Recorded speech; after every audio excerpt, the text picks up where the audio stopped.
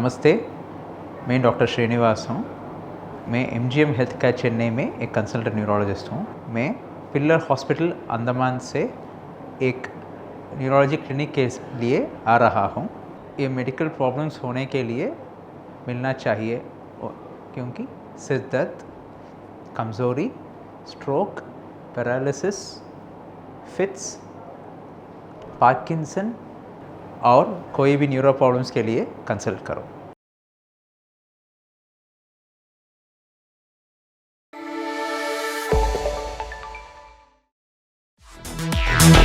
Evolution.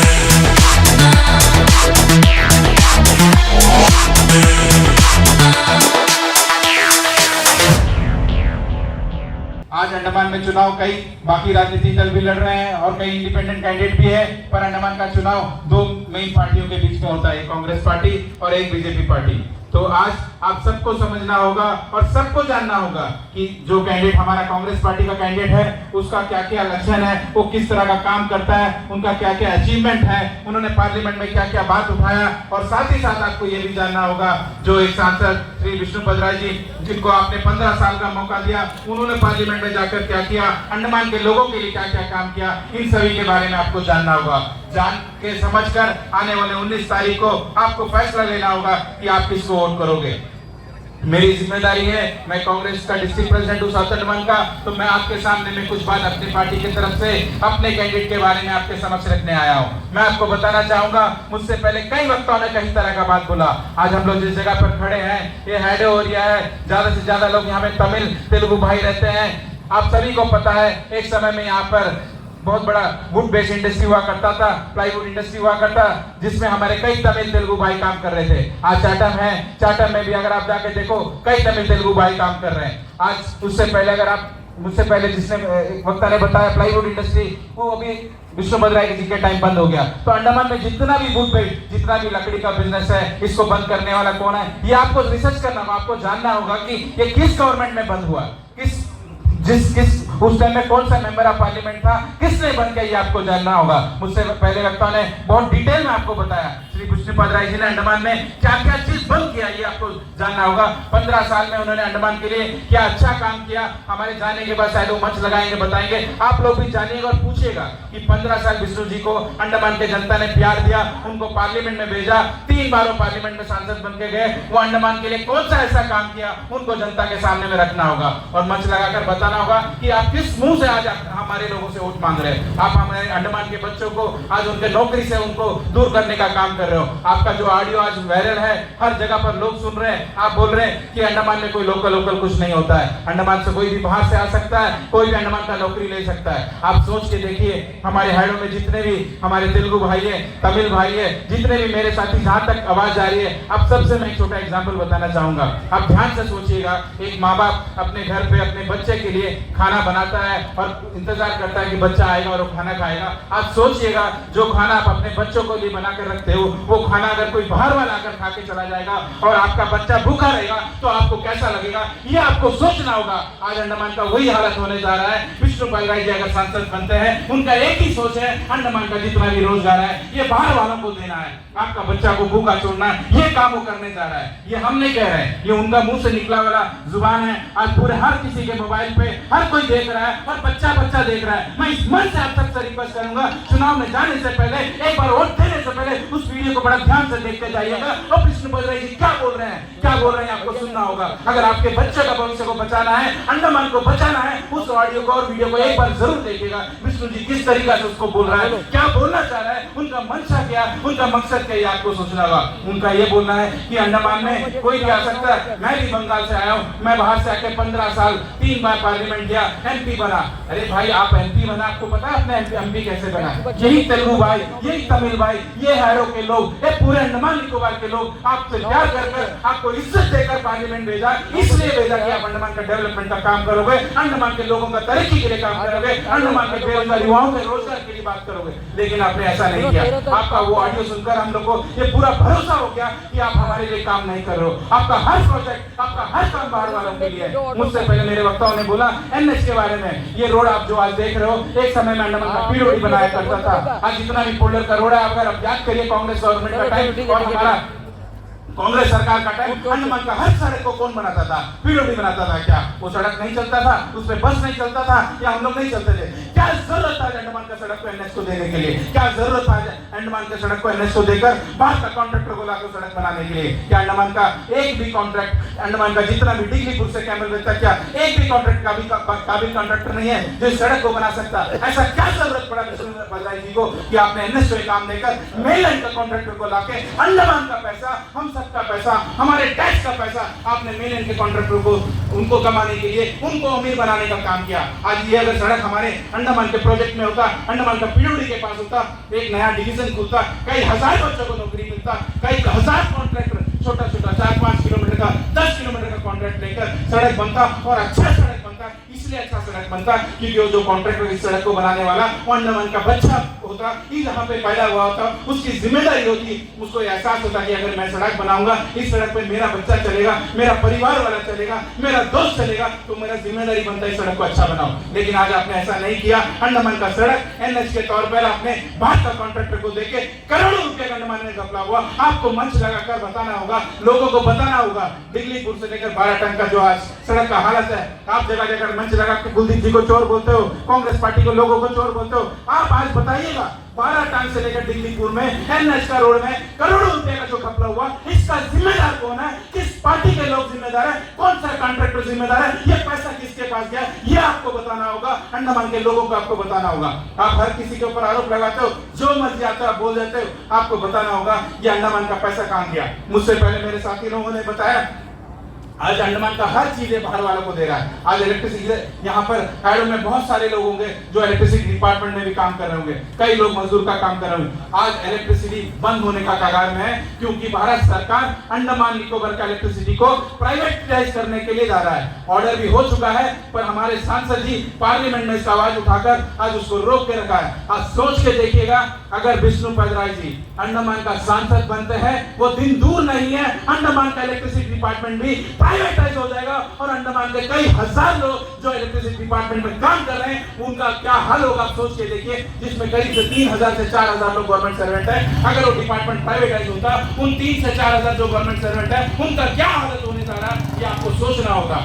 क्या कभी विष्णु जी ने इसके बारे में आवाज उठाया कि अंडमान को इलेक्ट्रिसिटी को प्राइवेटाइज नहीं करना चाहिए? क्योंकि उनका मनसा ही नहीं है। हर चीज वो बाहर वालों को देना चाहता है, हर काम बाहर वालों को देना चाहता है। आज इस वार्ड में अगर हम लोग खड़े हैं, एक तरफ 1 नंबर वार्ड है, एक तरफ 2 नंबर वार्ड है। आज यहाँ पर कांग्रेस का हमारा काउंसलर नहीं है, भाजपा का काउंसलर है, कहीं पे टीडीपी का काउंसलर है। मैं उनके बारे में नहीं बोलना चाहूंगा, मैं लेकिन जरूर उस काउंसिल के बारे में बोलना चाहूंगा। आज अंडमान निकोबार का काउंसिल पिछले 10 साल से करीब भाजपा का काउंसिल है। आप सोच के देखिए, अंडमान निकोबार में जब कांग्रेस का काउंसिल हुआ करता था, जब कांग्रेस का चेयरमैन हुआ करता था, डीएमके के साथ अलायंस बनाकर हमने जब काउंसिल चलाया, उस वक्त को याद करिए, अंडमान में हम लोगों ने डीआर को रेगुलराइज किया। मैं इस मंच से पूछना चाहता हूँ, आइएगा मंच लगा के बोलिएगा और चिल्ला चिल्ला के बोलिएगा, एक आदमी को भी आपने रेगुलराइज किया पिछले 10 सालों में। मैं इस मंच से पूछना चाहता हूं, आपका 10 साल आप याद करिए, उस 10 साल में वो दौर भी था जब देश का प्रधानमंत्री भाजपा का था, देश का होम मिनिस्टर भाजपा का था, अंडमान का प्रशासन भाजपा का था और अंडमान में काउंसिल भी भाजपा का था। एक आदमी को काउंसिल अगर रेगुलराइज किया तो आप मंच लगाइए और लोगों को बताइएगा, पर आपने ऐसा नहीं किया। पर याद करिएगा, कांग्रेस का दौर जब कांग्रेस गवर्नमेंट था और कांग्रेस का काउंसिल था, हमने काउंसिल में कई सैकड़ों लोगों को हम लोगों ने डीएनए में भर्ती किया, जिसको आज 1/3 मिल रहा है। उस वक्त भी हम लोगों ने 1/3 दिया और कांग्रेस गवर्नमेंट ने कई डीआरएम जो लोग उनको रेगुलर करके उनको परमानेंट जॉब मिला। यह कांग्रेस का इतिहास है, ये कांग्रेस का काम करने का तरीका है, ये कांग्रेस का नेतृत्व का काम करने का तरीका है। उस वक्त कांग्रेस का अध्यक्ष कुलदीप राय शर्मा जी उस काउंसिल को मॉनिटर कर रहे थे। आज जाकर आप अगर देखोगे कई घर में चूल्हा जल रहा है। लेकिन मैं इस मंच से पूछना चाहूंगा, आपको 10 साल मिला, आपने क्या किया? अपने हमारे अंडमान के लोगों के लिए, इस 24 वार्ड के लोगों के लिए मैं म्युनिसिपल काउंसिल का बात कर रहा हूं, तो मैं इस 24 वार्ड के बारे में आपसे पूछना चाहूंगा, आपने क्या किया? शायद आप नहीं बताओगे, मैं इस मन से बताना चाहूंगा। आपने वो किया, एक समय था जब खाली जमीन होता था, कांग्रेस का काउंसिल या कांग्रेस का गवर्नमेंट कभी खाली जमीन से टैक्स नहीं लेता था। मैं गलत हूं या सही हूं? खाली जमीन से कभी कांग्रेस वाले ने टैक्स नहीं वसूला।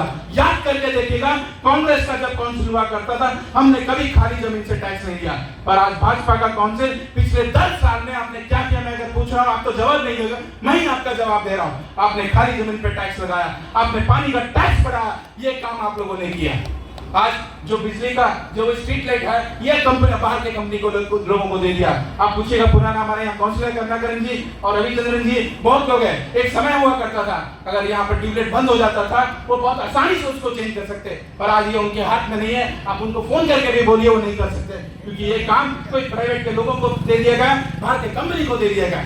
ये काम भाजपा के लोगों ने किया, काउंसिल को कमजोर करने का काम किया। मैं मेरे सामने दो काउंसलर है, एक एक्स काउंसलर भी है, मैं उनसे पूछना चाहूंगा, आप याद करके देखिएगा, कांग्रेस के गवर्नमेंट में चेयरमैन को क्या पावर होता था? आज के चेयरमैन को पावर है, वो एक डम्मी, एक पपेट की तरह, पुतला की तरह बैठा रहता है, जिसके पास कोई ताकत नहीं है। सेक्रेटरी को उनके चैम्बर में जाना पड़ता था कांग्रेस के टाइम में, पर आज चेयरमैन को सेक्रेटरी के चैम्बर में जाना पड़ता है। म्युनिसिपल काउंसिल को डम्मी कर दिया गया। मैं इस मन से जब म्युनिसिपल काउंसिल का बात कर रहा हूँ, आप सोच के देखिएगा, म्युनिसिपल चुनाव हमारा ड्यू था, चेयरमैन का चुनाव होना था। मैं इस मन से पूछना चाहूंगा उन भाजपा के तमाम लोगों से, क्या जरूरत था आपको अंडमान का म्युनिसिपल को चुनाव को रोकने के लिए? उस चुनाव को रोकने का, क्योंकि लोकसभा का चुनाव से उसका कोई मतलब नहीं है। अगर 2 घंटा मिलता है, वो चुनाव हो सकता था, पर आपने चुनाव नहीं करने दिया। इतना ही नहीं, जब कुछ काउंसिलर लोगों ने उस चुनाव करने के लिए कोर्ट गया, तो आप हाई कोर्ट गए, वो बंदा हाई कोर्ट गया, तो आज आप सुप्रीम कोर्ट गए। ऐसा क्या कारण है अंडमान का म्युनिसिपल काउंसिल का चुनाव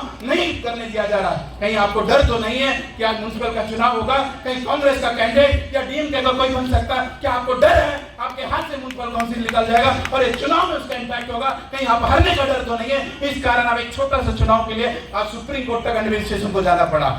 यहाँ पर भी कई बच्चे होंगे जो मेरे बात सुन रहे हो, क्योंकि बहुत जगह मैंने सुना भाजपा के लोग मंच लगाकर कुलदीप राय शर्मा जी के बारे में पॉलिटेक्निक इशू को लेकर बोलते हैं कि जब पॉलिटेक्निक का इशू चल रहा था, कुलदीप जी ने उनके साथ नहीं दिखाई दी। मैं इस मन से कुछ बात पॉलिटेक्निक के बारे में आपको बताना चाहूंगा, और इस चीज को आप सुनिएगा, जहां तक मेरी आवाज जा रही है, अगर कोई बच्चे सुन रहे हैं, माँ बाप सुन रहे हैं, इस बात को बड़ा ध्यान से सुनिएगा। अंडमान गवर्नमेंट, अंडमान एडमिनिस्ट्रेशन किसके अधीन आता है? होम मिनिस्टर के अधीन आता है, और होम मिनिस्टर अमित शाह जी भाजपा से है। और अंडमान एडमिनिस्ट्रेशन, ये पॉलिटेक्निक का केस किसके ऊपर है, ये आपको जानना होगा। पांडिचेरी यूनिवर्सिटी से हमारा पॉलिटेक्निक एफिलिएटेड था, और पांडिचेरी में किसका गवर्नमेंट है, ये भी आपको जानना है। पांडिचेरी और अंडमान एडमिनिस्ट्रेशन दोनों होम मिनिस्ट्री के अंदर आता है। अंडमान का एडमिनिस्ट्रेशन पांडिचेरी का एडमिनिस्ट्रेशन के ऊपर केस फाइल किया, दोनों आपस में केस लड़ रहे हैं। ऐसा क्या कारण है भारत सरकार इन दोनों केस को सॉल्व नहीं कर पाए? आज एक मैटर कोर्ट में चला गया, एक गवर्नमेंट दूसरे गवर्नमेंट, और दोनों गवर्नमेंट यूपी के अंदर, दिल्ली के कंट्रोल में, अमित शाह के सीधे दोनों के हाथ में। अमित शाह चाहते हैं तो 1 मिनट में प्रॉब्लम को सॉल्व कर सकता था, अंडमान के विशाल जोली चाहते हैं तो आधा मिनट में सॉल्व कर सकते थे, विष्णु जी चाहते हैं तो वो भी आधा मिनट में सॉल्व कर सकते थे। ऐसा क्या कारण है? क्योंकि सरकार आपका, एजुकेशन मिनिस्टर आपका, पांडिचेरी में सरकार आपका, अंडमान में एडमिनिस्ट्रेशन आपका। तो ऐसा क्या कारण है अंडमान के बच्चों को आपने सड़क पर उतरने के लिए मजबूर किया? और आज जब मजबूर किया, जब चुनाव आ रहा, तो आप मंच लगाकर बोलते हो बच्चा सड़क पर उतरा तो कुलदीप नहीं दिखाई दिया। आप ये बताइए ना, बच्चा सड़क पे क्यों उतरा? बच्चा को सड़क पर उतरने के लिए किसने मजबूर किया? आपको ये बताना होगा। आप बोलते हो अंडमान भारत का हिस्सा है, कोई भी अंडमान में आ सकता, हम भी मानते हैं अंडमान भारत का हिस्सा है। यहाँ पे कोई भी आइएगा, कोई भी आइएगा, और कोई भी आके कमा के जाइए, हमें दिक्कत नहीं। पर हमारा बच्चा जो बच्चा यहाँ पढ़ता है, जो बच्चा यहाँ पैदा हुआ, जिसका माँ बाप यहाँ पर खून पसीना से अंडमान को बनाया, उसके बच्चों को पहले हक मिलना, ये हमारा बोल रहा है। हम लोग ये नहीं चाहते कि हमारा बच्चा का अधिकार हमारा आंखों के सामने कोई और लेके चला जाए, ये हम बर्दाश्त नहीं करने वाले। मैंने आपको जो एग्जाम्पल दिया, अगर माँ बाप अपने घर में अपने बच्चे के लिए खाना बना के रखा और इंतजार कर रहा कि वो भूखा आएगा और खाएगा, इस बीच में खाना को अगर कोई और खा लेगा, जो तकलीफ उस माँ बाप को होगा और उस बच्चे को होगा, आज वो तकलीफ हम लोग को हो रहा है विष्णु जी का वो वीडियो देखकर, विष्णु जी का बात सुनकर, क्योंकि हमको मालूम है अगर हम लोग आपको एक मौका देंगे, आप हमारे बच्चे को हाथ से और उस घर का खाना छीनने वाले हो। तो मैं आप सबको रिक्वेस्ट कर रहा हूँ, वोट जिस दिन आप डालने जाओगे, वोट डालने से पहले सुबह जरूर वो वीडियो निकाल कर देखिएगा, एक बार सोचिएगा कि यह आदमी को आपको वोट देना है, क्योंकि मुझे पूरा उम्मीद है हमारे लोग जो लोग हमारे बात को समझ रहे हैं, कोई आदमी उसको वोट नहीं देने वाला है। किसी के मन में अभी भी थोड़ा लगता है कि वो बीजेपी को वोट करेंगे, विष्णु जी को वोट करेंगे, एक बार वो वीडियो सोचिएगा